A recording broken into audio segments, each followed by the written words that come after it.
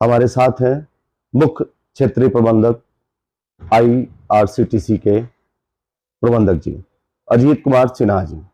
इनसे बात करेंगे टूरिज्म में एक प्रयोग इनका चल रहा है जो ट्रेन को लेकर के, फ्लाइट को लेकर के, इसी के बारे में सर से जानकारी लेंगे कि नित्य नए आयाम क्या क्या जोड़ रही है इनका विभाग।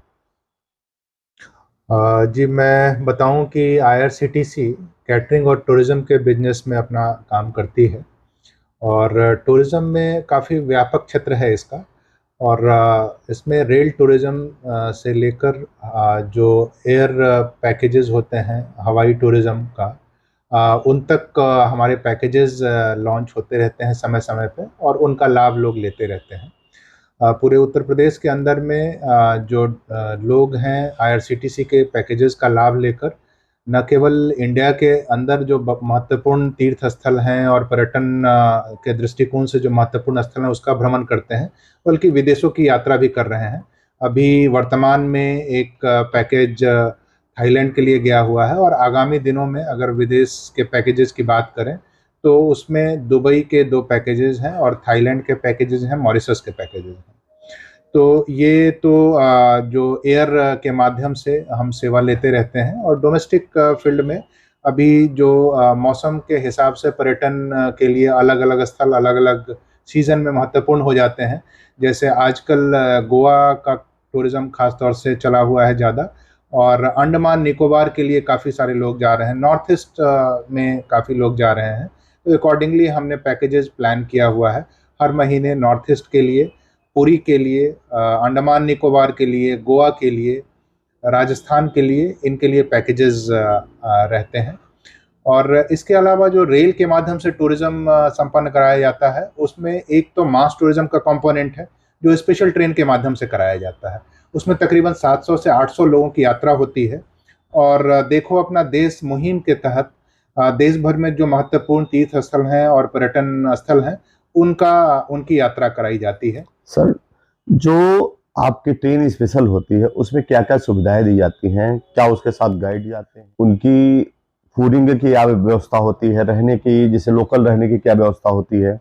इस सब बारे में जरा डिटेल। देखिए अभी आगामी महीने में 25 जनवरी को एक यात्रा जगन्नाथपुरी के लिए हो रही है और इसमें जो प्रावधान होते हैं उसमें यह है कि हर कोच में, जैसे कि एक कोच में 72 लोगों के जाने की सुविधा होती है, तो उस कोच में 2 अटेंडेंट साथ में होता है जो सारे यात्री का, हर कोच के सभी यात्रियों का ख्याल रखता है। कोच वाइज अटेंडेंट होते हैं, साफ सफाई होती रहती है, ट्रेन पे ही खाने पीने की सुविधा होती है एक पेंट्री कार के माध्यम से। जो तीनों टाइम का खाना है वो उपलब्ध कराया जाता है। और जहाँ भी ट्रेन रुकती है और जो महत्वपूर्ण स्थल हैं जिनका भ्रमण करना होता है तो बसों के माध्यम से वो तीर्थ स्थलों पे जाते हैं और फिर वहाँ पे देखने के बाद अगर कहीं रात्रि विश्राम की ज़रूरत होती है तो वहाँ पे रुकने की व्यवस्था भी उसके माध्यम से कराई जाती है। तो आना जाना, खाना पीना, रहना, ये सारी जो एक्सपेंसेस हैं वो एक जो नियत शुल्क होता है उसके माध्यम से इसको पूरा कर लिया जाता है। और पर्सनल एक्सपेंसेस जो यात्री अपना वहन करना चाहें, अदरवाइज उनको एक जो शुल्क देना होता है यात्रा के लिए, पैकेज शुल्क, उसके अलावा और कोई एक्सपेंसेस बियर नहीं करने होते।